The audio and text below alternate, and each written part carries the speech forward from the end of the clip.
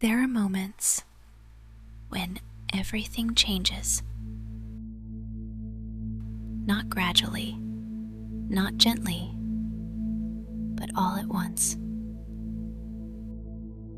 A line is crossed, a version of you is left behind, and there is no returning to who you were before. The ancient world had a story for that moment. Persephone. Most people know her as the girl who was taken, pulled into the underworld, a victim of a story that was never hers to control. But that's not the full story. Because Persephone is not just the goddess of spring. She is the queen of the underworld. And queens are not made by accident. Before the descent, she was Kor, the maiden, associated with light, growth, softness, a life untouched by darkness. But untouched does not mean complete. In the myth, the moment comes suddenly. A rupture. The ground opens. The world splits. And she is taken. That's the version most people stop at. Because it's easier, cleaner, safer. But the ancient world didn't see descent the way we do. To them, the underworld was not just a place of death. It was a place of transformation, of truth, of becoming something else. And Persephone did not just pass through it. She stayed. Time moves differently in that space, not measured in days, but in change. And something shifts. Not all at once, not visibly, but inevitably. Because the underworld does something the surface never can. It removes everything that isn't essential.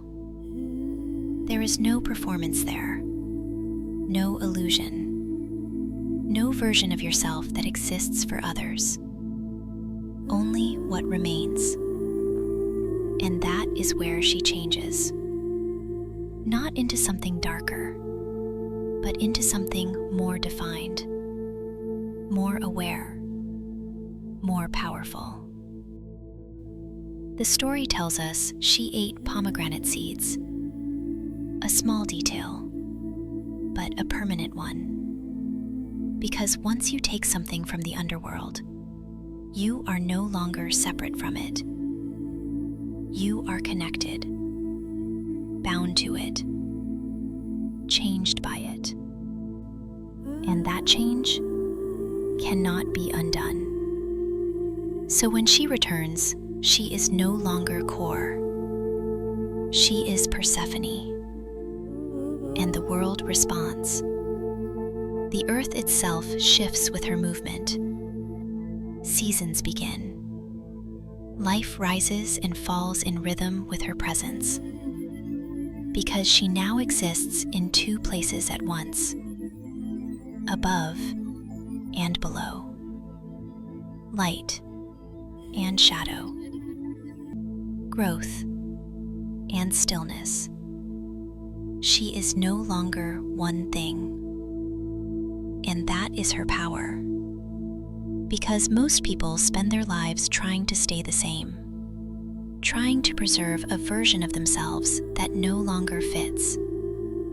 But Persephone does the opposite.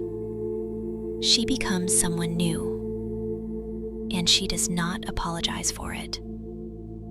In some versions of the myth, she chooses to remain part of the year below. Not because she is trapped, but because she belongs there now. That's the part that gets lost. This was never just about loss.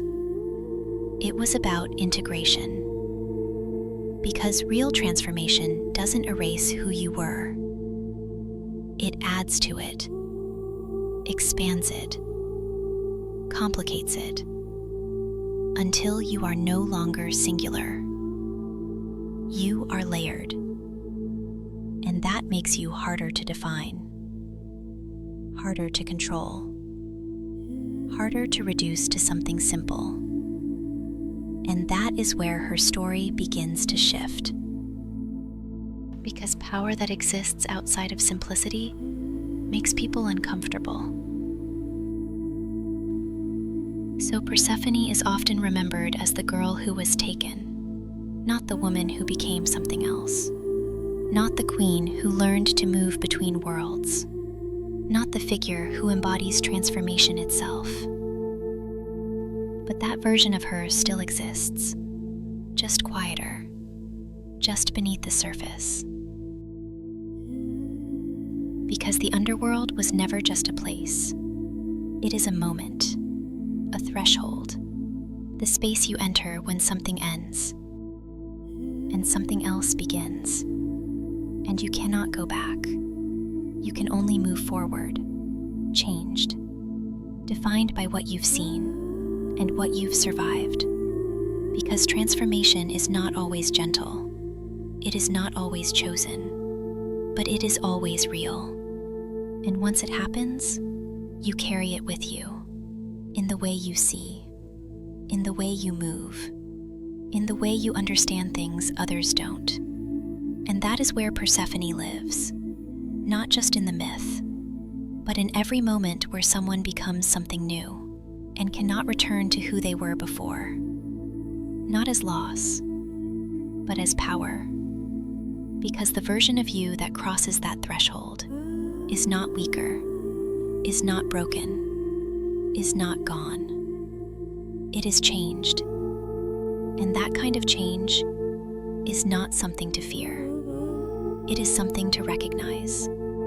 Because once you have seen the underworld, in whatever form it takes, you are no longer just who you were.